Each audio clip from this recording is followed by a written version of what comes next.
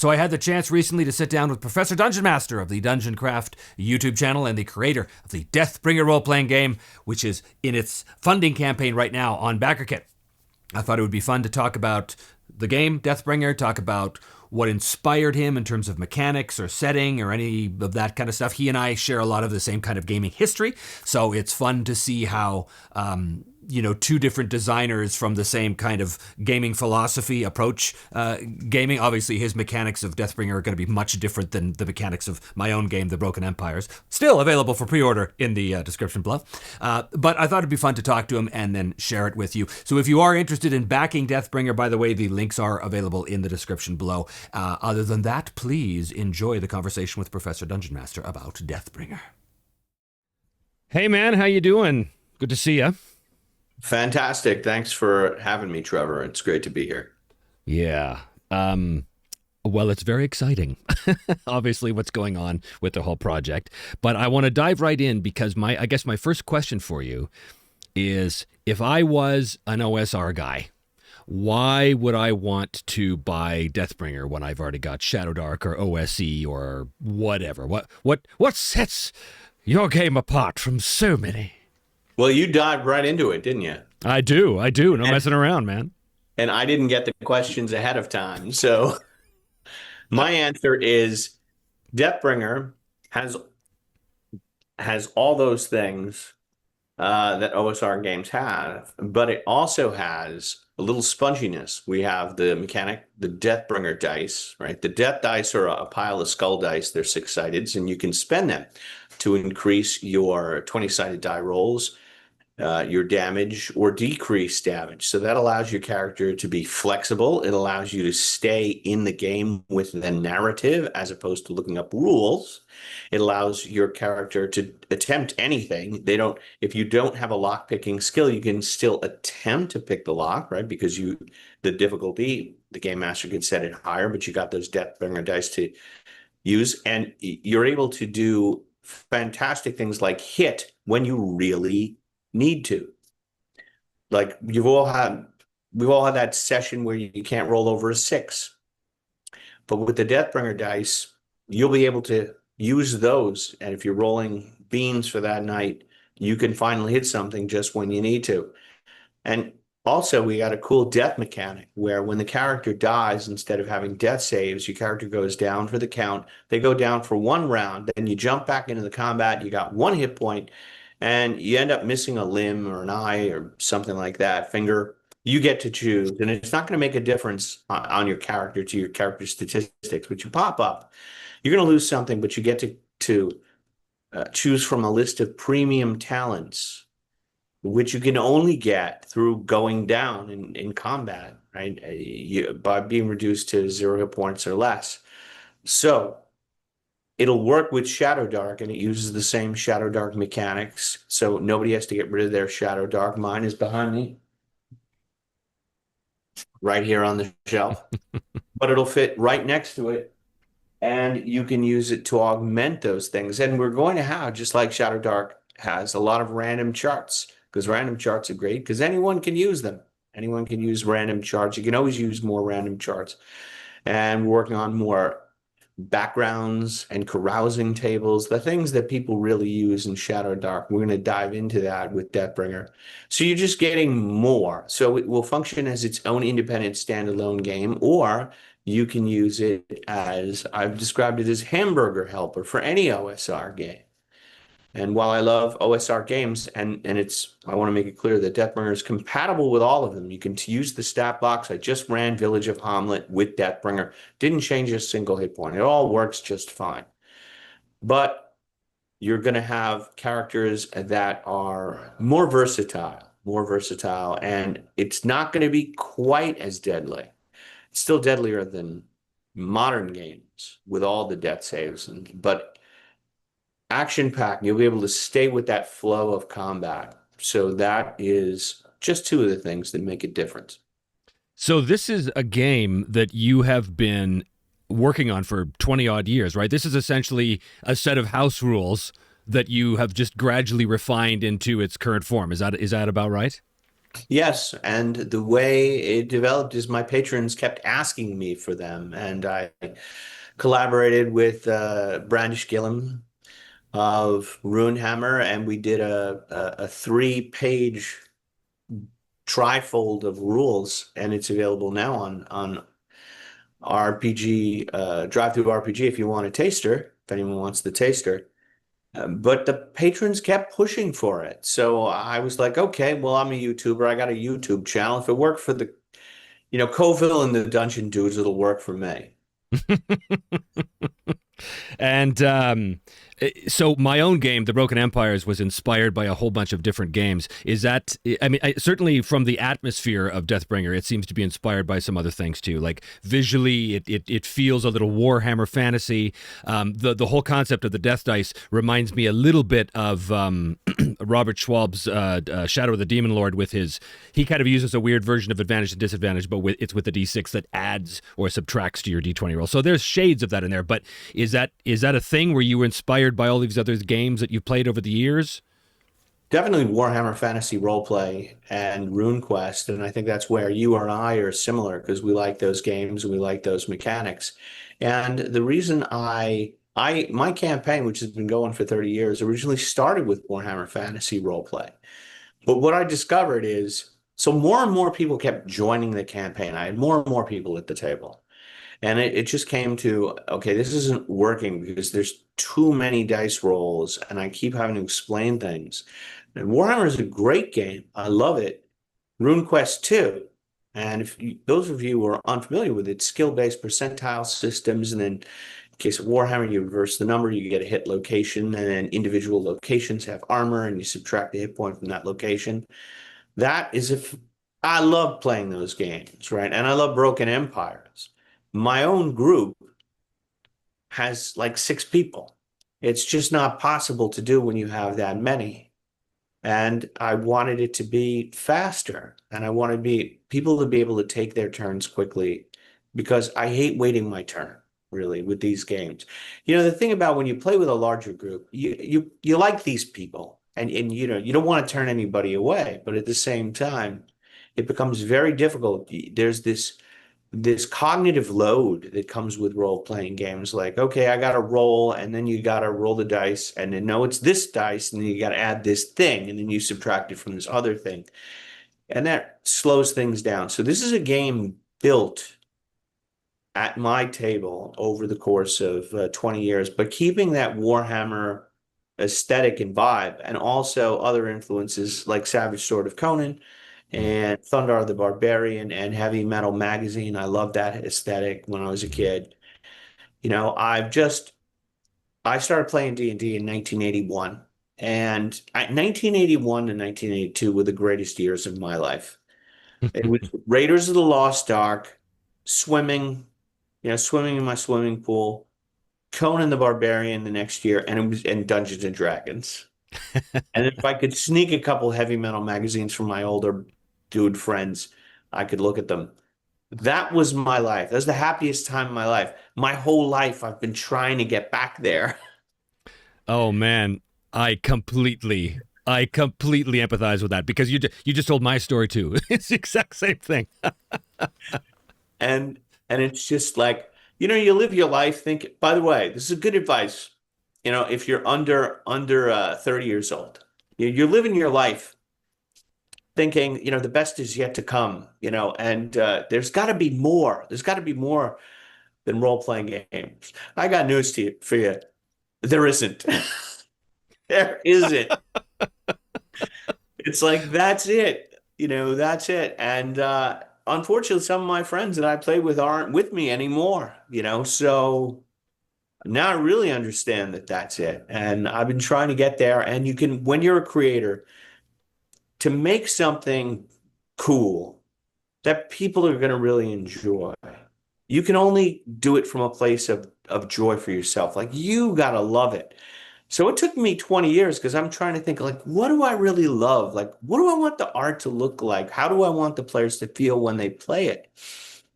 And that's what took me so long to figure it all out. And I finally retired from my 3-decade long career as a high school teacher, a city high school teacher.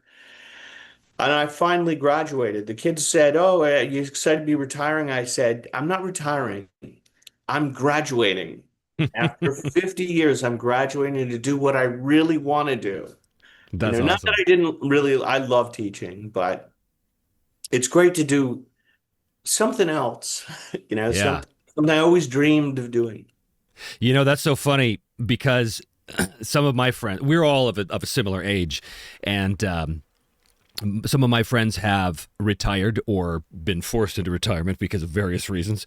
But for whatever reason, they're now at a point where they're sort of mid to late 50s, and they've got time and they're financially secure, but they're all sitting around. And so I said to my guys a couple months ago, I said, you know what?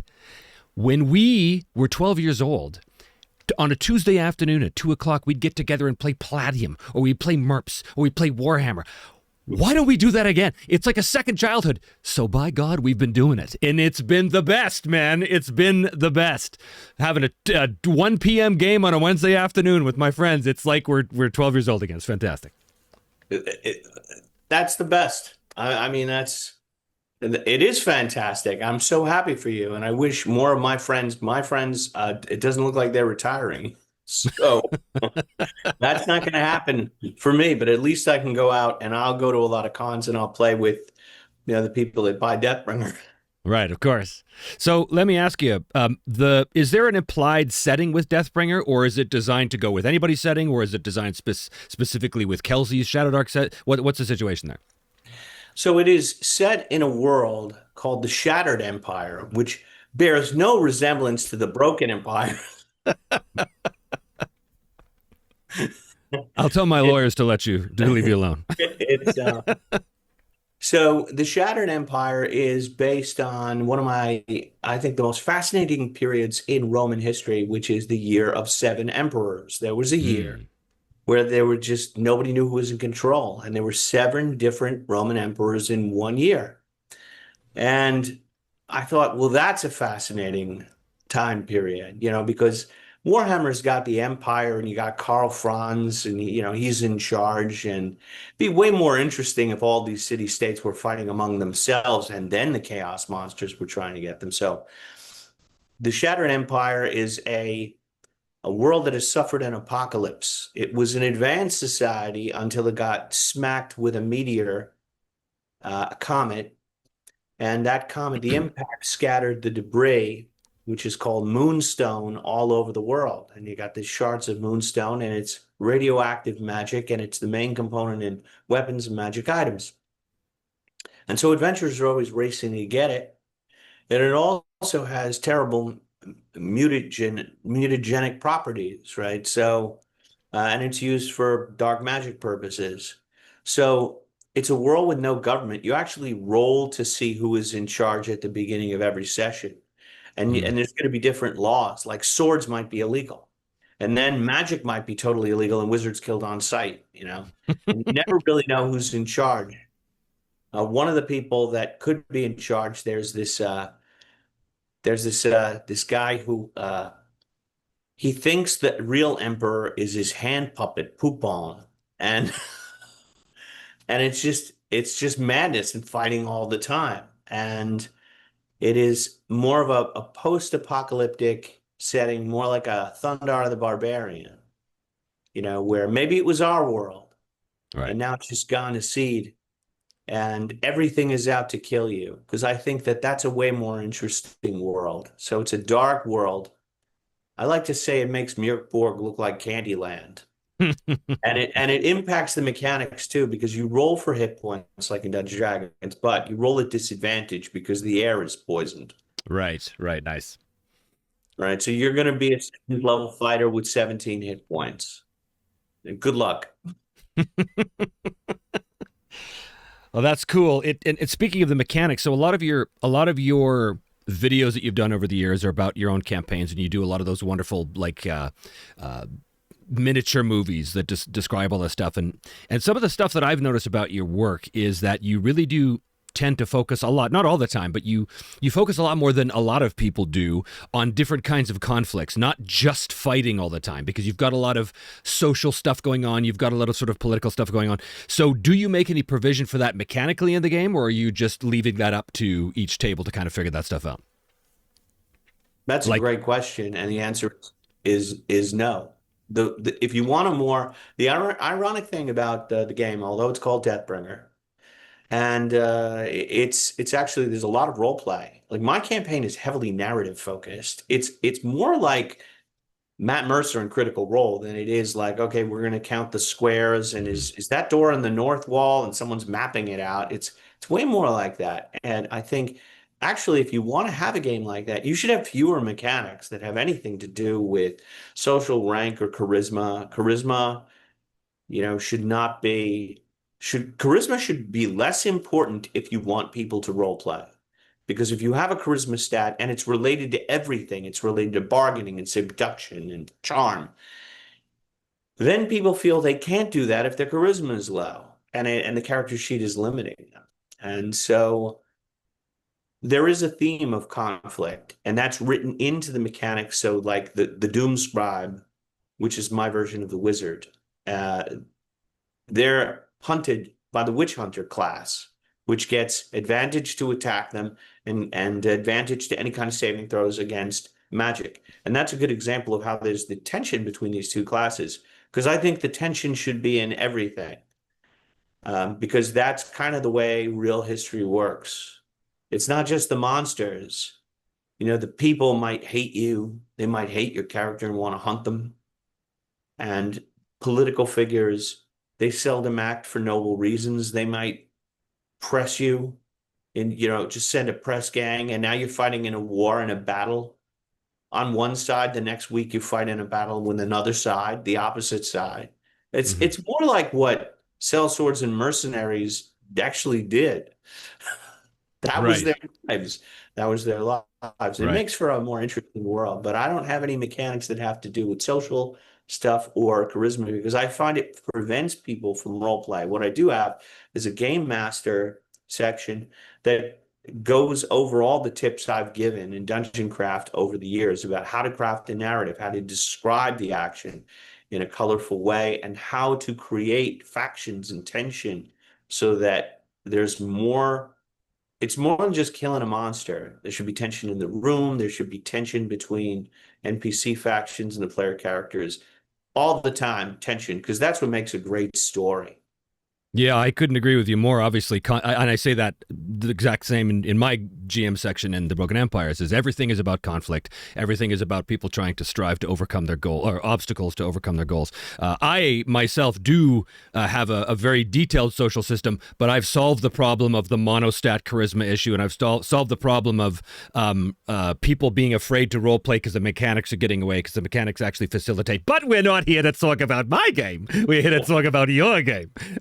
So tell me about the Kickstarter process. You've been at the time of recording, I think you're going into your second week, but when this video drops, it's going to be somewhere in the middle of your campaign. So tell me about that process. First of all, how did you decide that you wanted to actually do this? And it's not technically a Kickstarter either. It's a backer kit project. We should be very particular about that. So tell me about that process and how you arrived here.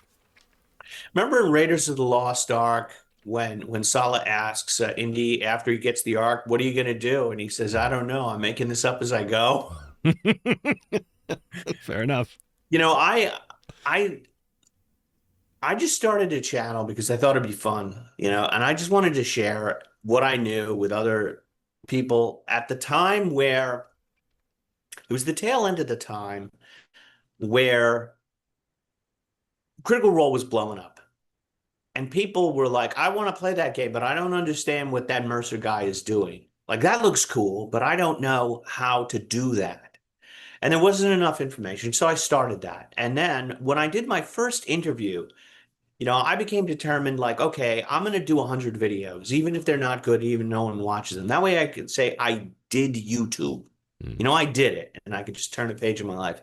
And then I appeared on a talk show, a podcast, and the guy says, "You need a Patreon." And I was like, "Okay." So I started a Patreon, and then people started going into the Patreon, including you, and then it just blew up, and all the patrons were like, "When are you going to make a game of your own?" And then I was like, "Well, I guess they want it, so I guess I'll make that." And then. I play tested for a number of years. I put out the Diefold, right, with Runehammer, and it became like a number.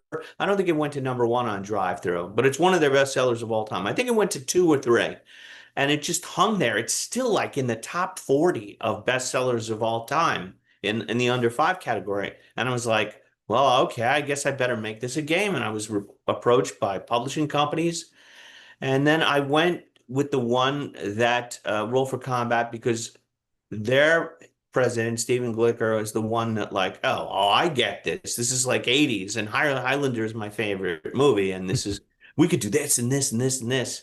And like, he really dug that aesthetic. And then so I wrote draft after draft. I put it on Patreon, and then James Spahn, White Box Cyclopedia, a big OSR author, he contacted me and he says, "Listen, your game, it sucks. It's got potential, but but I want to take a crack at this. I want to take a crack at this, see if I can make it into. And he's a professional, so I let him do that. And then I got that draft back. I worked on a little bit, and then I sent it to Runehammer, and then he punched it up and he added the Deathbringer bits where Deathbringer actually narrates his own game. He breaks the fourth wall and comes in. Nice. And then I edited it again and then sent it to Roll for Combat, and they said, "Oh, okay, this is pretty good. This is pretty good." Now, Mark Seifter, author of Pathfinder 2, he's going to be editing. And so the process where it is now is once we had a draft that was real, like you could put it out pretty quickly if people worked full time on it.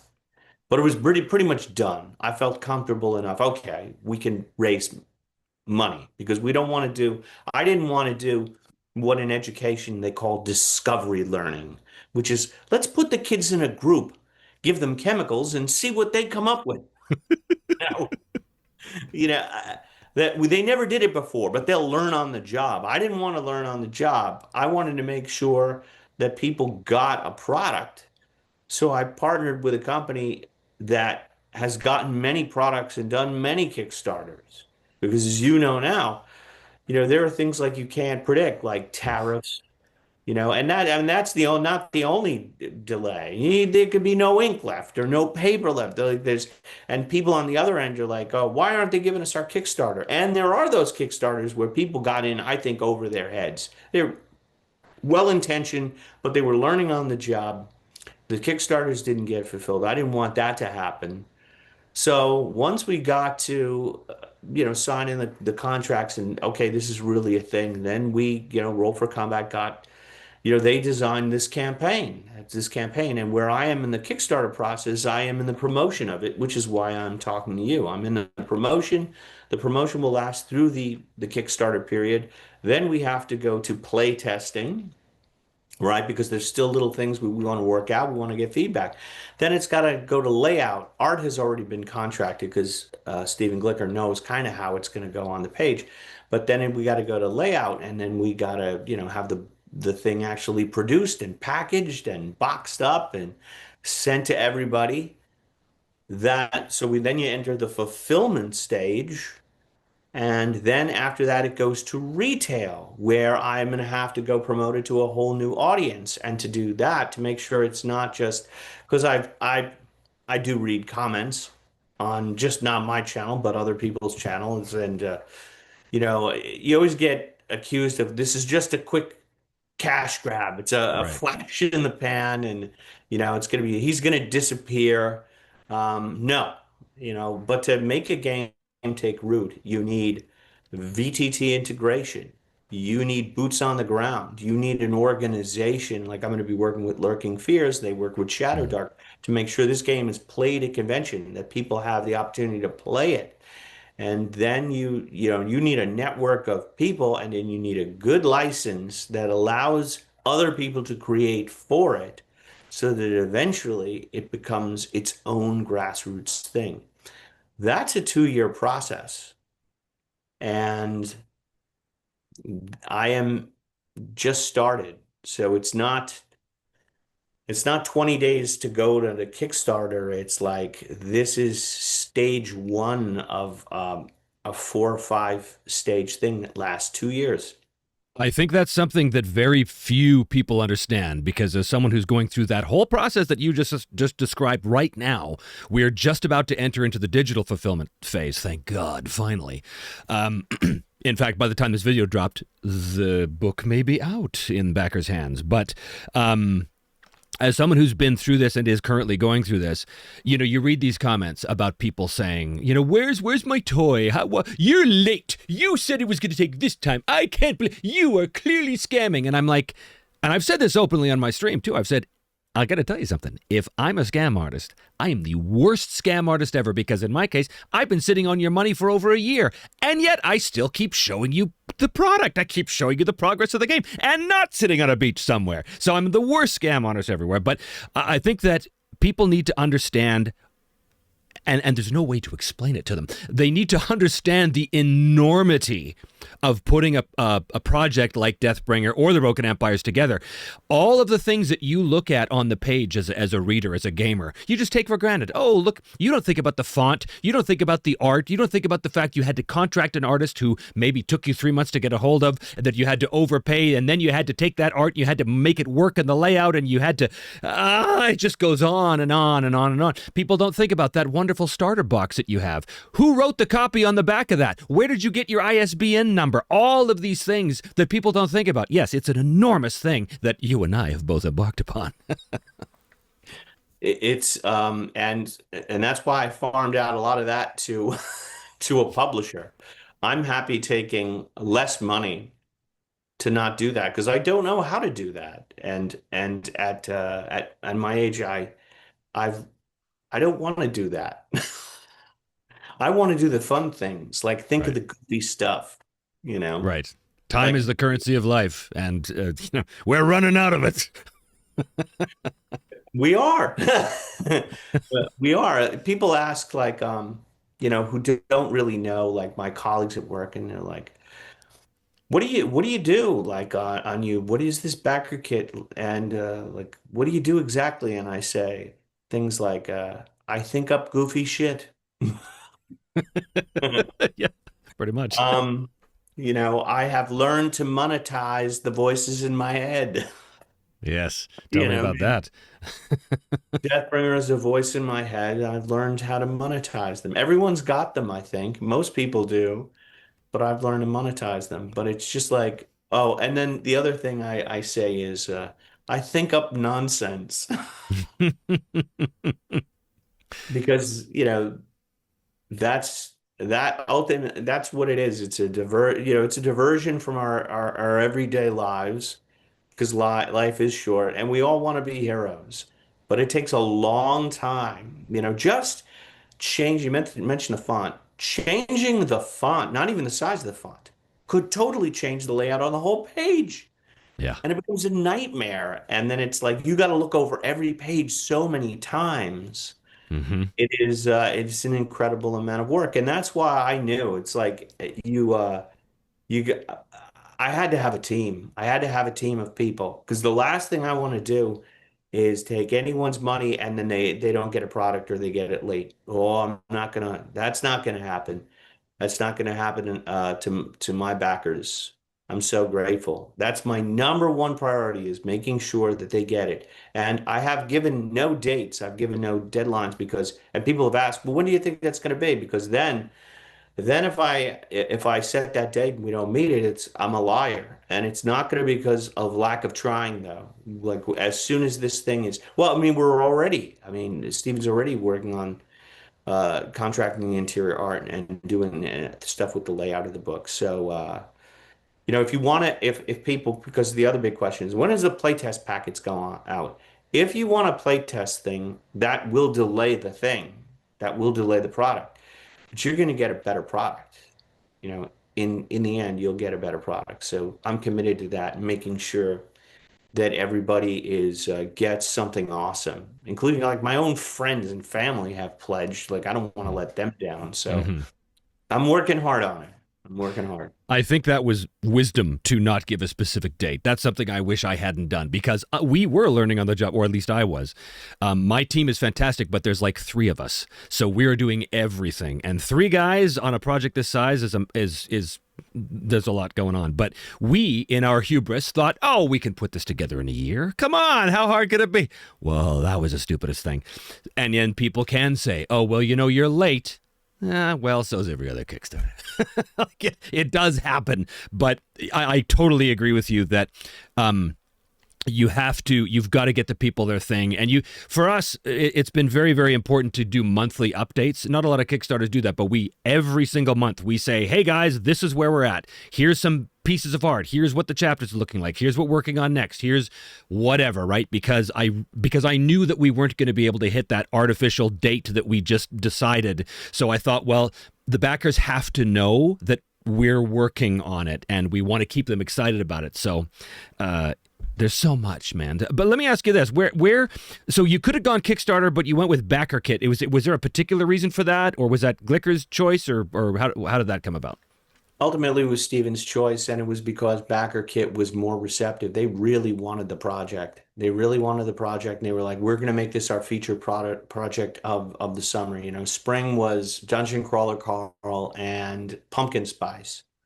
And then we want Deathbringer to be the summer thing, the July thing, and we're going to give you concierge service and working with a wonderful person, Heather, who is like my concierge, and she tells me exactly what to do and what she needs and what I should be doing. And they're super supportive. And I assume probably they took less money. That so it was a favorable financial situation. BackerKit is smaller, but they seem to be working hard. They want to be competitive, and to be competitive, you have to have high profile projects. And really, they've been fantastic to work with. So that was ultimately why we decided to go with them. We just got more service. It makes sense. BackerKit does our fulfillment, and every time we've interacted with them, they've been the best. Like it's been super positive. So I think you're in for a very positive experience as you go forward with those folks, which is great. So what is it that what is it you would want to tell maybe people who are watching my channel right now? What is it you'd want to tell them to get excited about going to back Deathbringer? Your channel. Well, because you love miniatures like I do, Ultimate Dungeon Terrain. So Deathbringer is going to come with the Ultimate Dungeon Terrain. I don't have a piece right now, but it's AKA the Dungeon Pizza, where you got the three-zone terrain, and you're going to be able to get a whole bunch of different types. There's going to be dungeon terrain, castle terrain, tavern terrain, lava terrain, water terrain, wilderness. All right, and you're going to get them. They're going to be neoprene. They're going to be made out of. So you can roll them up. You can take them to a convention, right? So they're easy to store. You could store them in a very small space, and you could just take them out and use your miniatures on them, and you don't have to cover your entire dining room table with miniatures, although that's always fun. But it can be fatiguing, setting it up and putting it down, and then the players don't go in that room that you spent all that time building, right? So with Ultimate Dungeon Terrain, you put the miniatures in the middle, right? Imagine it's a spotlight on a stage, and as they go through the dungeon, you just build the terrain around them. And I think that for anyone that likes miniatures, but doesn't have the room or the space for a whole, massive amount of Dwarven Forge, or it's going to be a tremendous amount of fun. It's a bridge between theater of the mind and traditional terrain, which is great. But, if the players get half the way through the dungeon, what are you going to take it down off the dining room table just to rebuild it? You got to repackage it, unless you want to buy a $3,000 or $4,000 table with a sunken play space to put it in. A lot of people don't have that, the money for that. And so that is, if you like miniatures, you like terrain, but you don't like the cleanup and you don't have a lot of space, just for that, just for the Ultimate Dungeon terrain, Deathbringer is going to be great for you. Well, you heard it first here, folks. Make sure you go out and back Deathbringer on BackerKit. Professor, thank you so much for joining me. It's been an absolute pleasure picking your brain about this, and I wish you nothing but the best in your Deathbringer endeavors. Thanks a lot, Trevor. God bless.